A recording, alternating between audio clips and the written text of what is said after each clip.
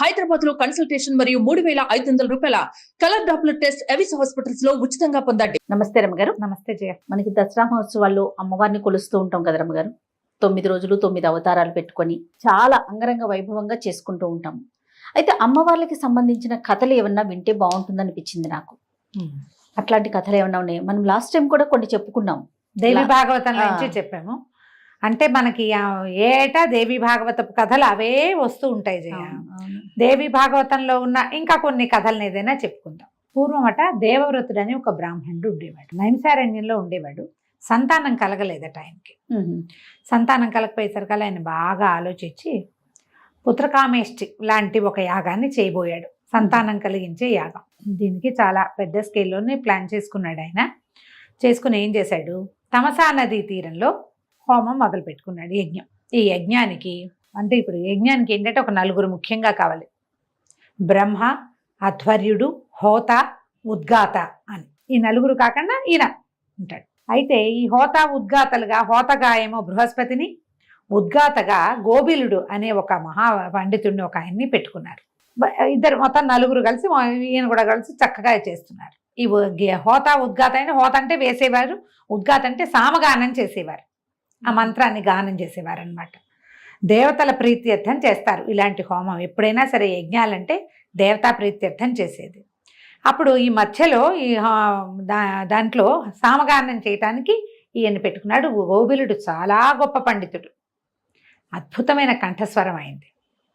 మధ్యలో సామగానం చేస్తున్నాడు. దేవతలందరూ పరివేష్టించి ఉన్నారు, కూర్చొనున్నారో ప్రత్యక్షంగా ఆకాశంలో వింటున్నారో. ఆయన సామగానం చేస్తుంటే ఎంత బాగుందోట. అయితే అదేంటంటే సామగానం చాలా ఎక్కువసేపు ఊపిరి బిగబట్టి చేసేది. ఊపిరి బిగబట్టి చేయగా చేయగా చేయగా ఎప్పుడో ఒకసారి పట్టు కుదరక స్వరం తప్పింది. తప్పేసరికల్లా ఈ దేవవ్రతుడు ఈయన ఏం చేశాడు, ఒరే దుర్మార్గుడా, మూర్ఖుడా, ఇంత పని చేస్తావా? నేను సంతానం లేక సత్సంతానం కోసం ఇంత పెద్ద యజ్ఞం నేను చేస్తూ ఉంటే అపస్వరం పలుకుతావా? పాపం కావాలని చేయలేదు. చేయకపోయినా సరే ఉద్రేకం వచ్చేస్తుంటే తప్పు తప్పు అనవా మనం? ఉద్రేకంగా అన్నాడు. మూర్ఖుడవే నువ్వు, ఇట్లాంటి తప్పు చేసావు.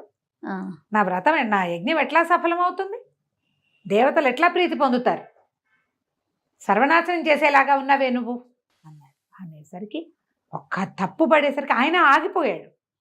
ఆయన కంటిన్యూ చేయలే. గోబిలుడు ఆగాడు. ఆగి ఎప్పుడైతే ఇట్లా దూషించబడ్డాడో ఆయన తిరగబడిపోయాడు. అవురవరా, నన్ను మూర్ఖుడంటావా? ఇంతసేపు చేశాను, ఒక్క అపస్వరం మానవ సహజమైంది రాదా? అంత మాత్రాన ఇంత మాట అంటావా? నన్ను మూర్ఖుడు అన్నావు కాబట్టి నీకు మూర్ఖుడైన కుమారుడు పుడతాడు పో. ఈయన తెప్పించేశాడు. చేశాను కల్లా హడిలిపోయాడు దేవవ్రతుడు. గబగబా చేతిలో ఉన్న వదిలిపెట్టి కాళ్ళు పట్టుకున్నాడు. అయ్యో, ఎంత పని చేశాను నేను. మూర్ఖుడు, చదువు లేని వాడంటే వాడు ఎందుకైనా పనికొస్తాడా? మనం మామూలుగా బ్రాహ్మడికి మోయనివ్వండి, బ్రాహ్మడికి అది ఇవ్వండి, స్వయం పాకం ఇవ్వండి అని మాటకి చెప్తామా? దానాలు వ్యక్తిని పరిశీలించి ఇవ్వాలని చెప్తారు పురాణ గాథల్లో చాలా స్పష్టంగా. అది ఎవరైనా సరే పాత్రత ఉన్నవాడు, అర్హత ఉన్నవాడు, విద్య కలిగిన వాడు, పండితుడైన వాడు, శాస్త్రం చదువుకున్నవాడు, వాళ్ళకే ఇవ్వాలి. బ్రాహ్మడు అని ఇవ్వకూడదు. ఇవన్నీ లక్షణాలు ఉండాలి. సర్వలక్షణంగా ఉన్న వాళ్ళకే ఇవి ఇస్తే నీకు ఫలితం స్పష్టంగా చెప్పబడతాయి. ఈయన గోల పెట్టేశాడు, దుఃఖించేశాడు విపరీతంగా. అయ్యో, కనీసం దద్దినపు భోక్తకి కూడా పనికిరాడు కదా, పితృయజ్ఞంలో కూడా పనికిరాడు, మూర్ఖుడైన వాడు, చదువు లేనివాడు, ఎక్కడా పనికిరాడు. నేను ఇంత యజ్ఞం చేసి అలాంటి కుమారుణ్ణి పొందేది. అయ్యో, నేను ఇంత పొరపాటు చేశాను, ఎంత మాట అన్నాను, ఎంత మాట అనిపించుకున్నాను అని తెగ దుఃఖించాడు. మిగిలిన వాళ్ళంతా ఏమీ చేయలేకపోయారు. గృహస్థి ఇంత మాట అనేశాడు, ఆయన తిరగబడిపోయాడు. ఎవరు ఏం సహాయం చేయలేదు. ఎవరు శాపం పెట్టారో వాళ్ళు మరల్చగలరు. ఇక గోబిలుడి కాళ్ళు పట్టుకుని విపరీతంగా యజ్ఞం ఆగిపోయింది. ఈ దేవవ్రతుడు ఏడ్చేస్తున్నాడు. గోబిలుడు కూడా కష్టంతో వచ్చింది. అయ్యో, ఇంత ప్రయత్నం చేసుకున్నాడు కదా, యజ్ఞం అంటే చిన్న పనే. అదే కదా, ఒక చోట యజ్ఞం చేయాలంటే దానికి 1-2 ఏళ్ళు పని చేయాలట. ఓ ఏడాది పాటు దాన్ని తవ్వి 2 పంటలో 3 పంటలో పండాలి ఆ భూమిలో. అట్లా పండిన భూమే పనికొస్తుంది యజ్ఞానికి. ఇంత శ్రమపడి చేసి పాపం ఇలా అయింది అని ఈయన మనసు మరల్చుకుని మూర్ఖుడైన వాడైనా పరమేశ్వరి అనుగ్రహం లభిస్తుంది వాడికి, అనుగ్రహంతో గొప్ప కవి అవుతాడులే నీ కొడుకు, మనం యజ్ఞం పూర్తి చేద్దాం పట్టని. సరే మిగిలిన వాళ్ళందరితో కలిసి యజ్ఞాన్ని పూర్తి చేశాడు. కొంతకాలానికి యజ్ఞప్రసాదంగా ఏ దేవవ్రతుని భార్య గర్భవతి అయింది. వాళ్లకు ఒక కుమారుడు కలిగాడు. పిల్లవాడికి ఉతద్యుడు అని పేరు పెట్టుకున్నారు. పిల్లాడు చక్కగా చూడముచ్చటగా బాగున్నాడు. కానీ సంవత్సరం తిరిగేసరికి తెలిసింది వాడికి నోరు తిరిగేది కాదు, మాటలొచ్చు ఏవో, కానీ నత్తిగా ఉండేది. అట్లాగే పెరిగాడు. పెరిగితే 7 ఏళ్ళు నామకరణం, ముందు చేతకర్మలు అవి చేస్తారుగా, ఈ క్రియలన్నీ అయిపోయినాయి. 8వ ఏడు రాగానే ఉపనయనం చేశారు. ఉపనయనంలో గాయత్రే నోరు తిరగదు, నోరు తిరగటం లేదు. శాస్త్రం వేదం వచ్చే ప్రసక్తే లేదు. అందరూ ఎకిరిచ్చేవాళ్ళు ఉత్తర్జుడిని. నత్తిగా ఉన్న వాళ్ళని చూస్తే ఇతరులకి హేళనగా ఉంటుంది. అది మనకి రావచ్చు, రేపొద్దున మనం వెంట పడచ్చు, అలా అనిపించదు.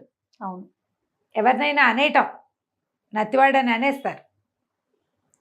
అది మన ఇంట్లో ఉంటే మనకే ఉంటే అవును అని చెప్పలేకపోతాం కదా. కానీ ప్రజలంతా అతన్ని ఎక్కిరిచ్చేవాళ్ళు, హేళన చేసేవాళ్ళు. వీడికి నోరు తిరగదు, వీడి నాన్న మహాపండితుడు, వీడికి ఏమీ రాదనేవాళ్ళు. జడుడుగా మందుడుగా ఉండేవాడు. కొంతకాలానికి అబ్బాయికి విరక్తి పుట్టిందట ఈ ఉత్తర్జుడికి. ఇల్లు వదిలిపెట్టి బయటికి వెళ్ళిపోయాడు. మామూలుగా 8 ఏళ్ళ తర్వాత ఉపనయనం చేశాక గురు సమీపంలో పెడతారు కదా, వాడికి ఏమీ రాదు. ఇంట్లో ఉన్నా ఏం లేదు, వాళ్ళ అమ్మా నాన్న దుఃఖిస్తూ ఉండేవాళ్ళు. తండ్రి గొప్ప పండితుడు, వాళ్ళంతమంది ఆయన దగ్గర చదువుకోవడానికి వచ్చేవారు. వీడికి నోరు తిరగదు. వెళ్ళిపోయి చదువు లేని జీవితం ఎంత వృధా, విద్య లేనివాడు వింత పశువు అన్నారు. వింత పశువు అని మనం ఇవాళ చెప్పుకుంటున్నాం. వీడు పశువే, కానీ నాకు విద్య లేదని బాధపడేవాడు ఉన్నాడు చూడు, వాడు పశువు కాదు. వాడు మంచివాడయ్యేందుకు, మామూలు మనిషి అయ్యేందుకు అవకాశం ఉంటుంది వాడికి. అతను ఏం చేశాడట, ఈ ఉత్తర్జుడు గంగా తీరానికి వెళ్ళిపోయి కూర్చున్నాడు. తపస్సు చేయడానికి కూడా అతనికి ఏమిటో తెలియదు అది, కానీ ఏదో చెయ్యాలని తెలుసు. తపస్సు చేయడానికి ఓ మంత్రం, ఓ ఇది ఏమైనా ఏమీ లేదు. ఏం చేసేవాడు, ఆకులు అలములు తినేవాడు, కాయ కసరు ఏదైనా తిని గంగాజలం తాగటం, వచ్చి తీరంలో ఓ చిన్న పర్ణశాల కూర్చుని ఉండేవాడు. కూర్చోగా ఒకరోజు అతనికి అనిపించింది, ఏం మాట్లాడినా నిజమే మాట్లాడాలి, సత్యం తప్ప ఇంకోటి మాట్లాడను అని ఒక వ్రతం పెట్టుకున్నాడు. పెట్టుకుంటే అందరూ సత్యవ్రతుడు అనేవారు అతను. ఉత్తర్జుడి పేరు సత్యవ్రతుడుగా మారింది. అయితే ఏమైందట, ఈ రెగ్యులర్గా ఈ గంగా తీరంలో తపస్సులాగా కూర్చుని ఉండేవాడు కదా. అట్లా కూర్చునే ఉండేవాడు. ఒక వెలుగు వచ్చింది అతని మొహంలోకి. ఒకరోజు ఏమైందట, ఒక కిరాతుడు ఒక వరాహాన్ని వేటాడడానికి వచ్చాడు. ఆ వరాహానికి చిన్న దెబ్బ తగిలింది, బాణం తగిలింది. కానీ అది ఆ బాణపు దెబ్బకి కంగారు పడుతూ ఈయనున్న ఆశ్రమం వైపుకి దూరిపోయింది లోపలికి. అది మూలుగుతుంది చూడు, నొప్పితో మూలుగుతుంది. ఆ మూలిగింది అతనికి ఐ అన్నట్టు వినపడింది. వాగ్బీజం అంటారు దాన్ని. ఇతనికి నోరు మామూలుగా తిరగదు. ఆ సౌండ్ ఏదో అది ఆయనకు ఆసక్తిగా అనిపించింది. అక్కడి నుంచి ఆ సౌండ్ని అంట మొదలుపెట్టాడు. ఎంతోసేపు కానీ ఇతను నిత్యము ఒక నియమంతో పనిచేసేవాడు. అదే కదా చెప్పుకున్నా. అవునవును. గంగా జలమే తాగుతాడు, నియమం ఉంది, అబద్ధం చెప్పడు, నిజమే మాట్లాడతాడు, గంగా పానం చేసి కూర్చుంటాడు, ప్రతిరోజు కళ్ళు మూసుకుని కూర్చుంటాడు. స్థిరత ఉంది అతనికి, కూర్చునేది ఉంది గుణం. కొన్నిసార్లు అనేసరికల్లా ఆ దారిని వెళ్తోందట పరమేశ్వరి. ఐంబీజం వినపడుతోందని తన వైపుకు తిరిగి చేయి చూపించి వెళ్ళిపోయింది. బీజానికి ఆకర్షితురాలైంది, ఐంబీజానికి. వాగ్బీజానికి, వాగ్భవ బీజం అనేసరికల్లా శబ్దానికి ఆవిడ మనం ఏం చెప్తాం మామూలుగా మనం మంత్రం, ఎట్లా మంత్రం సరిగ్గా ఎవరు చెప్పాలో వాళ్ళు చెప్పాలి, ఎవరికి చెప్పాలో వాళ్ళు చెప్పాలి. ఇక్కడ ఎవరు చెప్పారు, ఎవరు చెప్పల, అతనికి అందింది.